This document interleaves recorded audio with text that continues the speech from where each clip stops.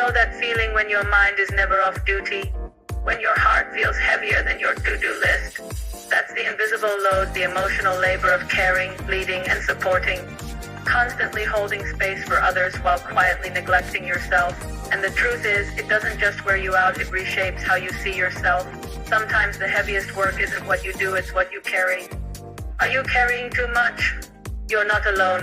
Welcome to InspireAbility, the space where we explore what strength really looks like behind the titles, roles, and responsibilities. I'm Ruby, and today's episode is for anyone who has ever said, "I'm fine," while silently holding it all together. Whether you're a leader, a parent, a professional, or a carer, emotional labor is part of your everyday. It's the unseen effort of empathy, patience, and understanding. But it comes with a cost: burnout, compassion fatigue, and self-forgetting. So let us unpack the truth about this invisible work and how to carry it without losing yourself along the way. We often celebrate visible productivity, meetings attended, reports written, deadlines met, but emotional labor rarely shows up on paper. It's in the gentle tone you use with a distressed client. It's the calm you maintain during a difficult team conflict. It's the invisible emotional buffering that leaders, carers, and support professionals do every single day. I remember after my accident, this became so much harder. I was navigating my own recovery while managing staff morale, supporting families, and advocating for inclusive care systems. People saw my strength, but they didn't see the cost. They didn't see the nights I lay awake, replaying difficult conversations. They didn't see how much energy it took to stay compassionate when I was running on empty. And that's the paradox. The better you are at emotional labor, the less people notice it. It becomes so seamless that it's taken for granted, often even by ourselves. Empathy is a gift, it truly is, but it's also a drain. When you're a naturally compassionate person, you absorb more than you realize. I used to think my ability to feel deeply was my greatest strength as a leader and carer, and in many ways it is. But without boundaries, it became a burden. Emotional exhaustion doesn't always look like crying or snapping at someone. Sometimes it's quiet withdrawal, it's going numb, it's losing the joy in the things that once fulfilled you. Studies show that people in care and leadership roles often experience something called compassion fatigue. It's a kind of empathy burnout that happens when your emotional output consistently outweighs your emotional input. It is when the well of your compassion starts to run dry because you have given it all away without refilling it. So the question isn't whether we care, of course we do. The real question is how we can care sustainably, so our compassion can continue to be a source of strength, not a path to exhaustion. We live in an always-on culture.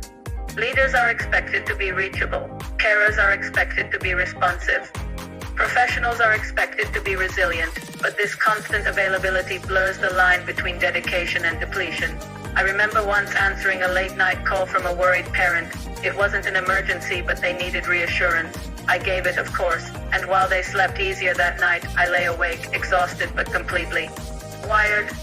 That's the emotional tax, the price we pay for always being the strong one, the one who is always available. What we often forget is that availability is not the same as value. Your worth isn't measured by how quickly you respond to an email or a call. You can still be a deeply caring and effective person while setting limits that protect your energy. Boundaries aren't walls you build to shut people out. Think of them as doorways that help you decide what comes in and what must stay out, allowing you to manage your own capacity. Here is something I learned the hard way. You cannot pour endlessly from an unfilled cup. It's a simple metaphor, but it's profoundly true. At one point, I realized I had to start scheduling my recovery the same way I used to schedule my work.